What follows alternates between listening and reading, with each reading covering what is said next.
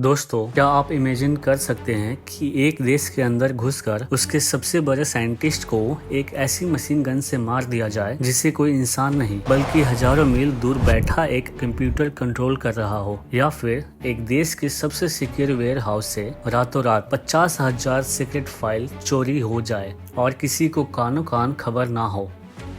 ये कोई बॉलीवुड फिल्म की स्क्रिप्ट नहीं है, ये हकीकत है मोसाद की, इजराइल की वो खुफिया एजेंसी जिसने इंटेलिजेंस और वार की पूरी डेफिनेशन ही बदल दी है। लेकिन आज सिर्फ पुराने मिशन के नहीं है, आज इजराइल और ईरान के बीच एक ऐसी डायरेक्ट वार शुरू हो चुकी है जो शायद पूरे मिडिल ईस्ट को बारूद के ढेर में बिठा देगी। इस वीडियो में हम मोसाद के बनने से लेकर उनके सबसे खतरनाक मिशन, अमेरिका का रोल और अभी जो ईरान के साथ डायरेक्ट मिसाइल चल रही है, सब कुछ डिटेल में एनालाइज करेंगे। तो चलिए इस शैडो वार की गहराइयों में चलते हैं। वीडियो के एंड तक बने रहना।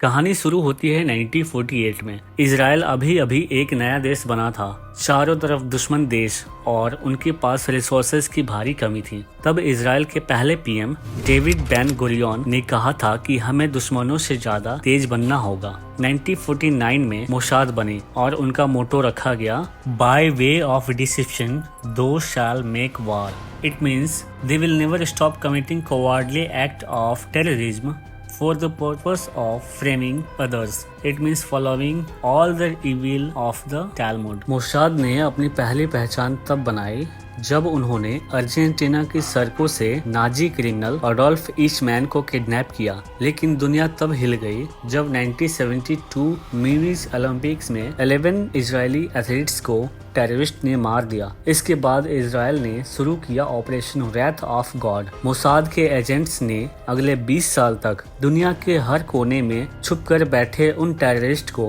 ढूंढ ढूंढ कर मारा। किसी को टेलीफोन बम से उड़ाया तो किसी को उनके घर में घुसकर गोली मार दी। यहीं से मोसाद का खौफ पूरे दुनिया में फैल गया। अब आते हैं आज के सबसे बड़े मुद्दे पर, ईरान। 1979 तक दोनों देश दोस्त हुआ करते थे, लेकिन आज ईरान इजराइल का सबसे बड़ा दुश्मन है। इसका मेन रीजन है ईरान का न्यूक्लियर प्रोग्राम। इजराइल को डर है कि अगर ईरान ने एटम बम बना लिया तो वो इजराइल का वजूद मिटा देगा, और इस प्रोग्राम को रोकने के लिए मोसाद ने जो किया वो दिमाग घुमाने वाला है। उन्होंने स्टक्सनेट नाम का एक कंप्यूटर वायरस बनाया जिसने ईरान के न्यूक्लियर प्लांट को फिजिकली तबाह कर दिया। इतना ही नहीं, 2020 में ईरान के top nuclear scientist Mohsin Fakhrizadeh की हत्या कर दी गई, एक ऐसी मशीन गन से जो सैटेलाइट से कनेक्टेड थी और एआई के जरिए चलती थी। 2018 में मोसाद के एजेंट ने तेहरान को एक सिक्योर वेयर हाउस में घुसकर 1 टन न्यूक्लियर डॉक्यूमेंट्स चुरा लिए और उन्हें रातों रात इजराइल ले आए। ये ईरान की सिक्योरिटी के मुंह पर एक बहुत बड़ा तमाचा था।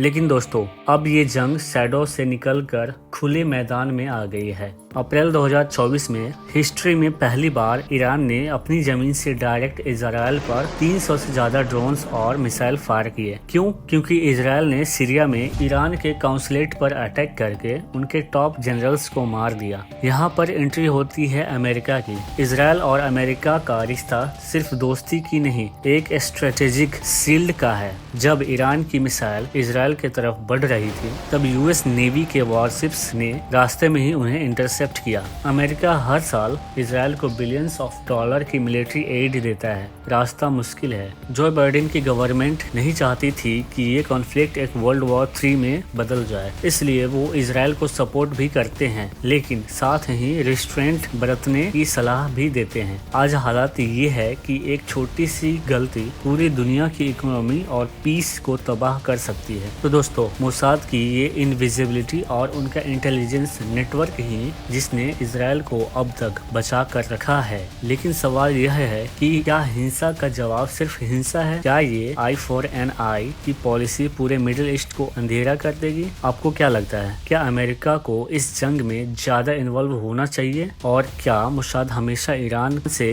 एक कदम आगे रह पाएगी? कमेंट में अपनी राय जरूर बताएं। अगर आपको डिटेल्स एनालिसिस पसंद आया तो वीडियो को लाइक करें और चैनल को सब्सक्राइब करना ना भूलें। मिलते हैं अगले वीडियो में। जय हिंद।